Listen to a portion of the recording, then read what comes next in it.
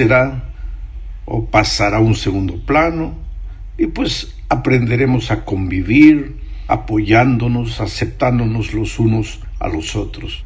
Solo debemos tener cuidado de no creer que esa comunión con Cristo es una experiencia romántica o simplemente mística.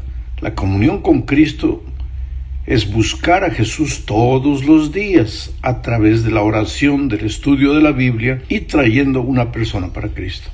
Por eso esta semana empezaremos hablando de la experiencia de los seguidores de Cristo después de la ascensión. Leamos lo que dice Hechos 1, 12 al 14.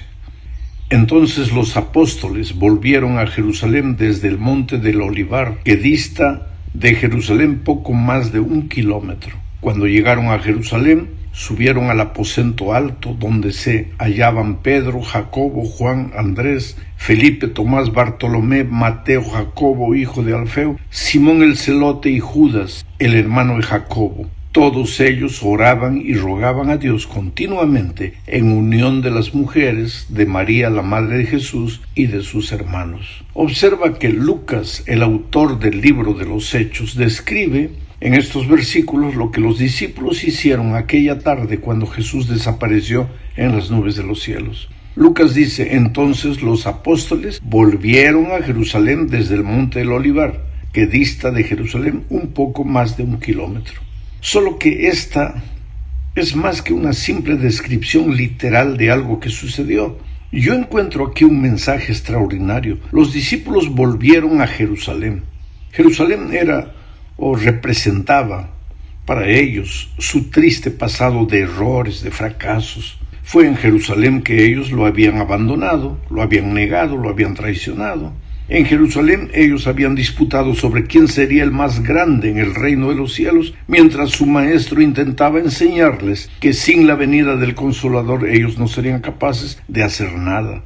Por lo tanto, volver a Jerusalén significaba para ellos confrontarse con su pasado y empezar todo de nuevo. Pero volvieron. Por más dolorosa que fuera la experiencia, volvieron.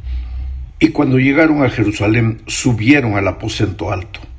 Y todos ellos oraban y rogaban a Dios continuamente en unión de las mujeres, de María, la madre de Jesús, y de sus hermanos. Observa que la unión de los discípulos en aquella ocasión era resultado de que ellos oraban y rogaban a Dios continuamente. Aquí encontramos a la oración como un factor de unidad. No puede haber unidad en la iglesia mientras cada miembro no sea un hombre, una mujer de oración. Cuando en la iglesia encuentras a alguien que no te simpatiza, es justamente por esa persona que tienes que empezar a orar. Es la mejor manera de desarraigar del corazón cualquier sentimiento negativo. Vamos a la segunda parte. En el aposento alto, los seguidores de Jesús pasaron los días orando y clamando por la manifestación del Espíritu, ya que su maestro les había dicho que no se atrevieran a cumplir la misión sin tener la seguridad de que habían recibido al Espíritu.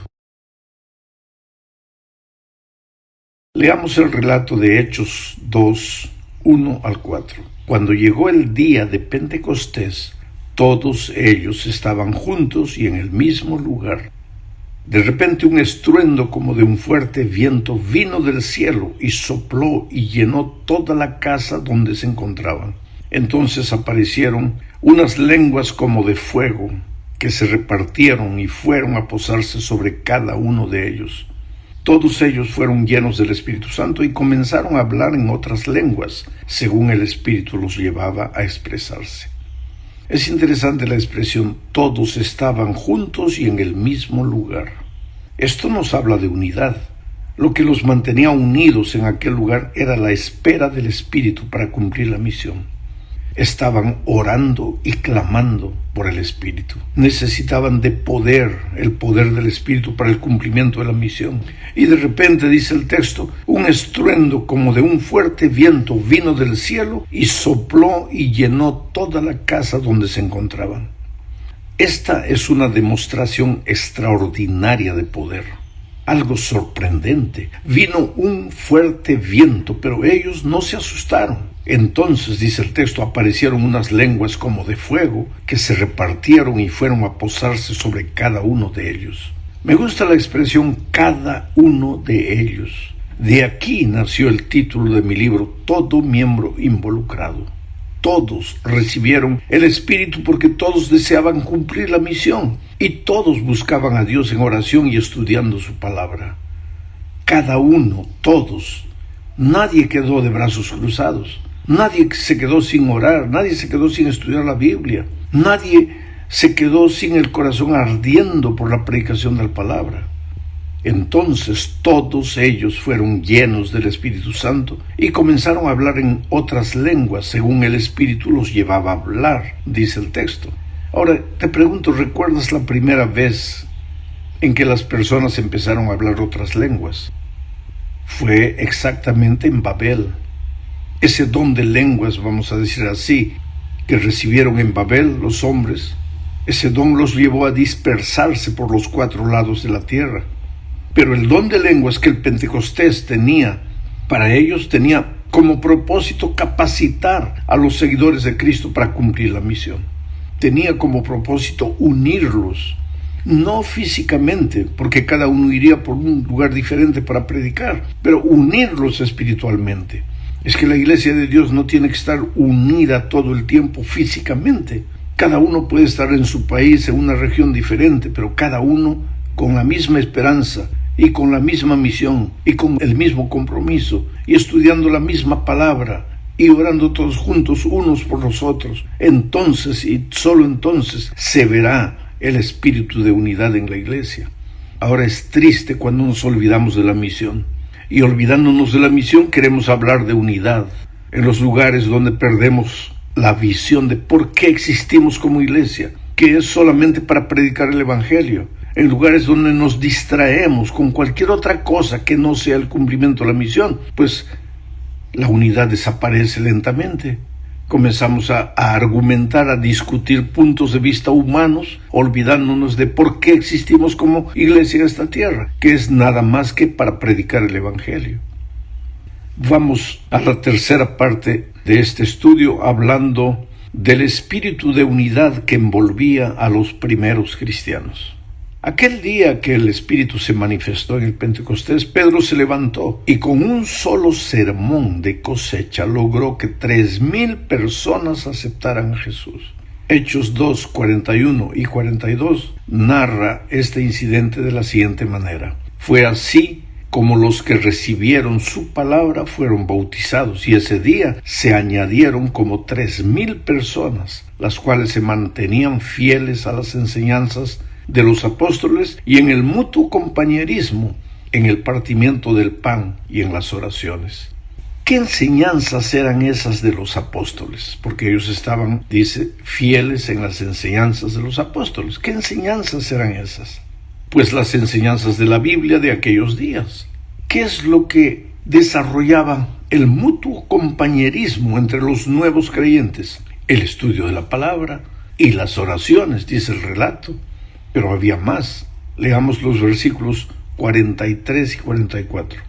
Al ver las muchas maravillas y señales que los apóstoles hacían, todos se llenaban de temor, y todos los que habían creído se mantenían unidos y lo compartían todo.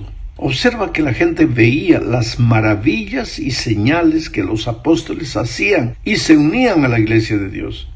Quiere decir, la iglesia cristiana nació misionera, multiplicándose, testificando del poder de Dios y cumpliendo la misión. Esas 3 cosas, el estudio de la palabra, las oraciones y la predicación, los mantenían unidos y en compañerismo. Los versículos 45 y 46 añaden: vendían sus propiedades y posesiones y todo lo compartían entre todos según las necesidades de cada uno. Todos los días se reunían en el templo y partían el pan en las casas y comían juntos con alegría y sencillez de corazón. Esta es una experiencia de unidad asombrosa. Todos eran uno.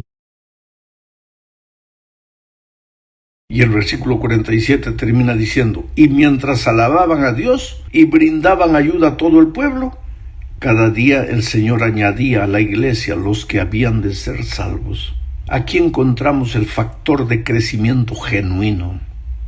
La iglesia alababa a Dios, brindaba ayuda a todo el pueblo, o sea, usaba el método de Cristo. ¿Qué dice el método de Cristo? La sierva del Señor dice, el método de Cristo es el único que nos ayudará a traer a las personas para Cristo. ¿Y cuál era el método? El Señor se relacionaba con las personas como quien quería hacerles el bien. Y ahora aquí el relato de Hechos dice que los apóstoles brindaban ayuda a todo el pueblo. ¿Qué más era el método de Cristo? Les mostraba simpatía a los pecadores, les ayudaba a resolver sus necesidades. Se ganaba la confianza y finalmente les decía, sígueme. Y entonces la iglesia primitiva usaba también el método de Cristo, y cada día el Señor añadía a la iglesia a los que habían de ser salvos. Predicar el evangelio es la cosa más simple. Hay que seguir el método de Cristo y el método de los apóstoles. Hay que llevar amor a las personas, extender la mano, ganarnos la confianza, mostrarles simpatía y después traerlas al reino del amor.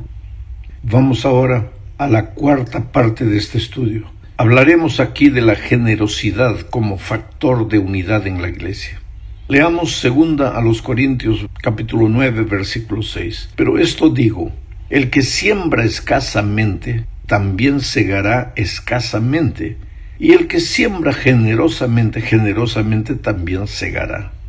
Estas palabras Pablo las dirigió a los corintios, pero les estaba recordando el mismo principio que había presentado a los hermanos efesios.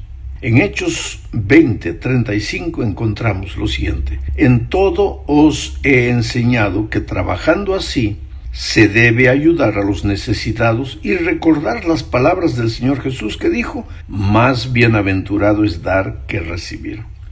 Aparentemente, querido, la frase más bienaventurado es dar que recibir fue una frase que el Señor Jesús usó constantemente. Y aunque se ha convertido hoy en una frase que se cita con frecuencia, la verdad es que se practica muy poco. Bienaventurado significa feliz. Y es que tú serás más feliz cuando des que cuando recibas. ¿Cómo te afecta el hecho de dar? Aquí tenemos una prueba decisiva para ti y para mí. Sembramos escasamente, contribuimos poco. Una de las razones por la cual a veces carecemos de muchas cosas es porque somos mezquinos cuando tratamos con el Señor. Pablo continuó diciendo en 2 Corintios 9, versículo 7, cada uno dé como propuso en su corazón, no con tristeza ni por obligación, porque Dios ama al dador alegre. ¿Sabes? Lo que sientas que debes dar, eso es lo que tienes que dar. No de mala gana. Dios no quiere que nadie dé algo con tristeza o resignación. Dios no desea recibir nada que preferirías guardar para ti mismo. En otras palabras, si dices, bueno, tengo un cargo oficial en la iglesia, tengo la responsabilidad de dar, o entonces si dices, me siento responsable por dar porque soy miembro de iglesia, si es así, mejor no lo des, querido. Dios no desea que des con tristeza. Tampoco quiere que te sientas obligado a hacerlo. Él prefiere que no contribuyas en absoluto, a no ser que lo hagas gustosa y alegremente. Algunos dicen, bueno, será mejor que entregue mi ofrenda porque todos los demás lo están haciendo y quedará mal si yo no lo haga. Esto también es dar por obligación, y Dios no desea que nadie dé con esa motivación. Dios ama al dador alegre, dice el texto bíblico. No sé si te das cuenta que la parte más feliz del culto es el momento de las ofrendas. En muchas iglesias, inclusive cuando se ha terminado de reunir la ofrenda, todos cantan un himno de alabanza, de alegría.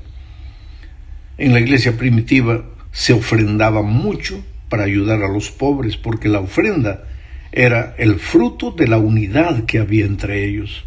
El amor los unía, y uno entonces repartía lo que tenía con el más necesitado. Pero infelizmente pues había gente que vivía de las apariencias, daba por dar, daba para que los otros lo vieran que estaba dando, pero en realidad no daba con el corazón. Esta es la quinta parte del estudio. Ese caso de dar por apariencia es el caso de Ananías y Zafira, que prometieron a Dios una ofrenda generosa cuando todos los estaban viendo, como para que los otros digan, oh, mira cómo Ananías y Zafira le van a dar a Dios el fruto de la venta de su tierra. Después se arrepintieron y entonces vendieron la tierra y dieron solo una parte y otra parte se quedaron para ellos. Solo que a Dios tú no lo puedes engañar. Y en esos días pues el Espíritu Santo se manifestaba públicamente. Y entonces ellos fueron reprendidos, Ananías y Zafira, cuando se les dijo, mira, cuando ustedes mintieron a la iglesia, mintieron a los hombres, estaban mintiendo al propio Dios. Infelizmente, el ser humano cuando salió de las manos de Dios, pues al caer en el pecado se depravó. La palabra te puede parecer fuertísima, depravación, que nada más que quiere decir degeneración. Pero para que entiendas bien el significado de la palabra es cuando una fruta es arrancada del árbol, con el tiempo se va degenerando, depravando, o sea, malogrando, deteriorando, pudriendo. Pues cuando nosotros nos separamos de Dios, y recuérdate que la única manera de estar unidos a Dios es a través de la oración, del estudio de la palabra y de la testificación, buscando una persona para Cristo. Pero cuando tú te separas de Dios, te puedes hasta estar en la iglesia, pero separado de Dios, sin una vida de comunión interior con Cristo. Entonces, ¿cuál es el resultado? Te vas deteriorando, te vas malogrando espiritualmente, vas muriendo, te vas paralizando. Por eso lo que te mantiene activo en la vida espiritual es la oración, la Biblia y el traer una persona para Cristo. Y cuando la iglesia hace eso, es una iglesia unida. Refleja el carácter de Jesucristo, la codicia sale de su corazón, la generosidad viene y entonces contribuimos generosamente para el cumplimiento de la misión y para ayudar a los más necesitados. ¿Sabes? Lo que Dios más quiere es una iglesia auténtica, una iglesia que viva la vida interior del Evangelio, que brota, no que viva la apariencia. Cuando queremos hablar de unidad, cantar de unidad es fácil, predicar unidad es fácil, escribir artículos sobre unidad es fácil, pero nunca habrá unidad auténtica hasta que nosotros no volvamos a Dios, no nos amarremos a Él en el buen sentido espiritual, a través del estudio de la palabra, de la Biblia y de la testificación. Te puedo parecer redundante en lo que digo, pero esto es vida práctica, todo lo demás es teoría, todo lo demás